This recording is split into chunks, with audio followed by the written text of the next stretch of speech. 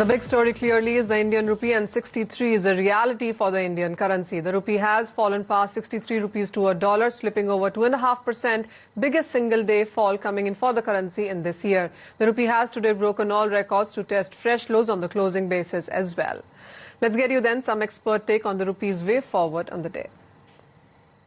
At a time when some of these deficits are widening, current account in particular here, then when there is outflow or lack of inflow, in this case, in this case, it's more lack of inflow from foreign funds into India. Weakness for now, overshoot probably to 64, 65, and then come back off end of this year or early next year. Till US monetary policy gets back to normal, there will be volatility in the currency market. In global currency markets, there will be volatility. Our own fundamentals and the policies that we adopt, such as those we've seen in the last few days. So it's going to be a combination of all those, and it's very, very hard to say where the rupee will go. I don't think that this is anchored properly. I think this can go towards 64, 65 over the next 2 to 3 months, and potentially beyond that. If Fed rates stabilize, then perhaps the Indian rupee can stabilize around 65, 66. At a time when the currency is under pressure, if the capital controls start getting announced, especially on matters like $200,000 remittances by resident Indians being brought down to $75,000, the fact is that the number for the whole year last year was probably less than a couple of $1 billion. There was no reason to probably scare or spook the investor sentiment at the time when there is global pressure as well as domestic pressure. Okay, so that's really coming in, and lots of concerns as we hear those voices on the street. But Atsi Seth, Vice President, Sovereign Risk Group, Moody's Investor Services, says that the market has viewed RBI's measures to curb fall as capital controls, and rupee will strengthen once growth returns and deficit is curbed.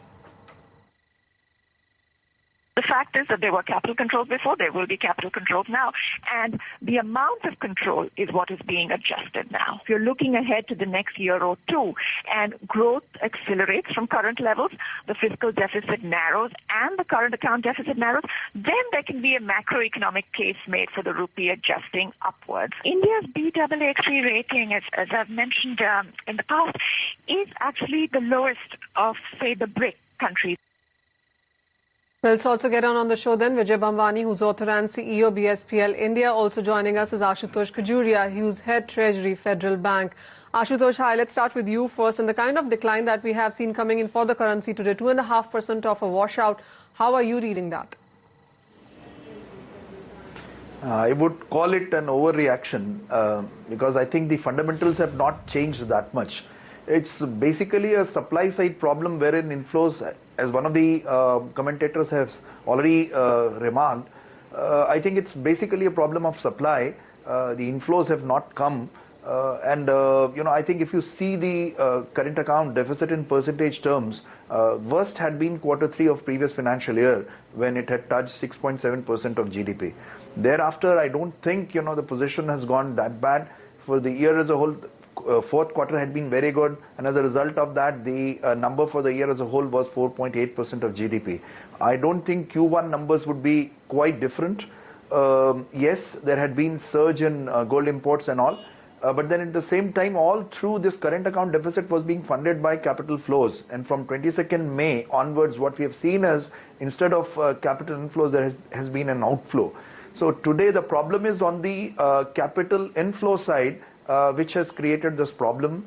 And I think once some measures were taken by raising short-term interest rates to see that the currency gains strength, but I think more than that, the problem is on the supply side. So I think it would be very difficult to just suggest at what level it would stop, but then I think it's overdone.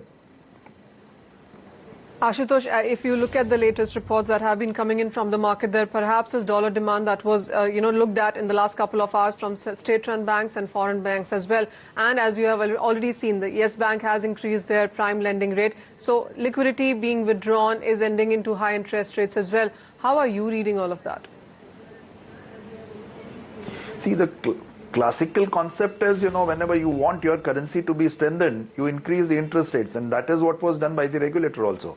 So when you increase your short-term interest rates, the domestic currency should have strengthened. The problem here is to be seen in the context of supply. It's not in the, it's to be seen in isolation about what the behavioral pattern or what the perception about the currency would be, which easily can be determined by tweaking the interest rates. Here it's a question of, I need dollars to be bought, to be paid for my imports and all, and there is no supply. So maybe lesser supply, I would say. Vijay, getting you in the conversation, 63 is now a reality, 63.23 on the charts in sense of intraday markets there. What kind of a further move would you be expecting tomorrow?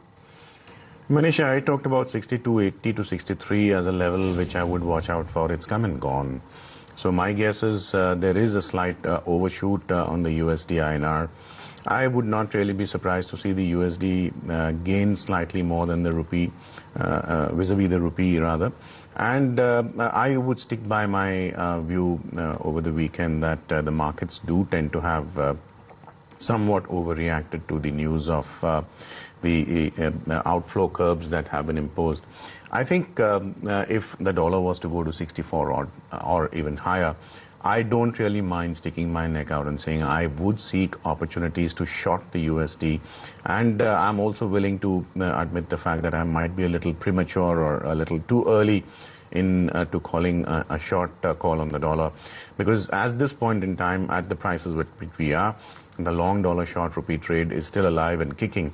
But come 64 odd levels, and I think the dollar would be slightly overstretched. I think at that point in time I would wait for the price, volume and open interest correlation to go and seek short selling opportunities.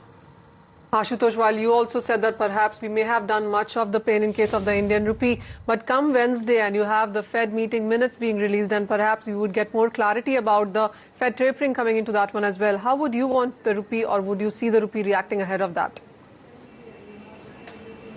See, that has already been discounted by the market. I mean, people are expecting that this easing could be withdrawn prematurely, or it could happen earlier than what was earlier thought of.